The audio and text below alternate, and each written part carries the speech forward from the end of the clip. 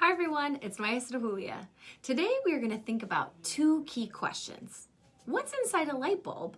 And what are the critical contact points we need to make a light bulb light up? Yesterday we explored with copper wire, a D battery, and a little light bulb. We tried to put them together in different ways, trying to make the light bulb light up. And we found that some arrangements worked and others definitely did not. What did all the ones that did work have in common?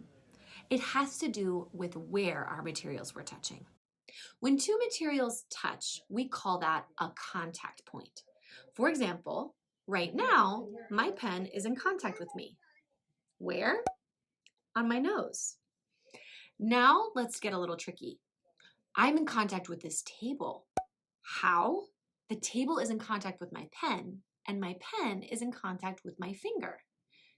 Now let's go back to the light bulb.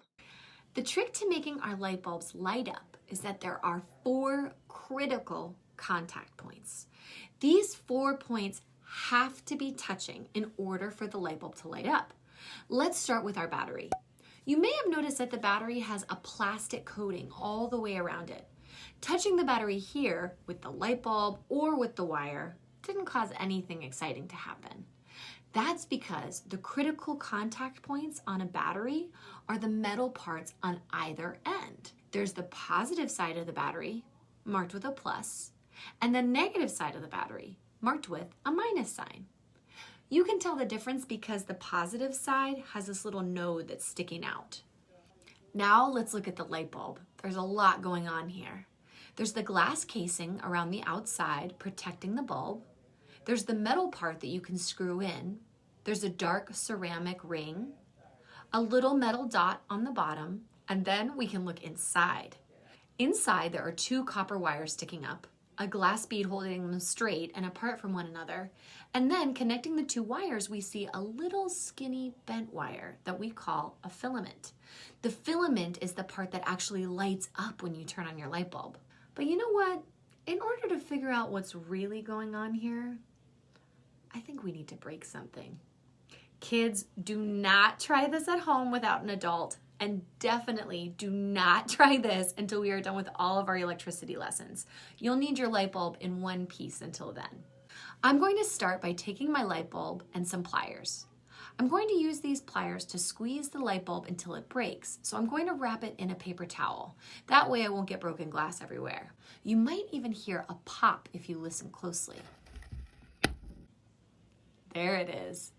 Now once I clear away all the broken glass, you might be able to see that the wires are sticking down inside the bulb. They are still attached. So we're going to go a little further. I'm now going to squeeze the metal a bit and break the little ceramic ring at the bottom.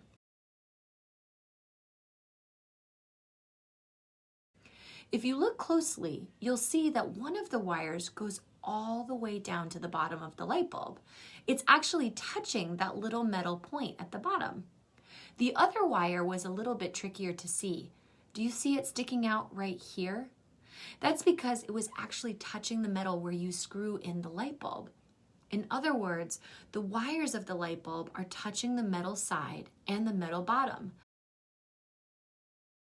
That's why we have to make sure that these 2 points are connecting with our battery in order to make our light bulb light up. Now let's look at a drawing that might show this a little bit more clearly. You can see how the electricity runs out of the battery up through the metal point or base terminal of the light bulb.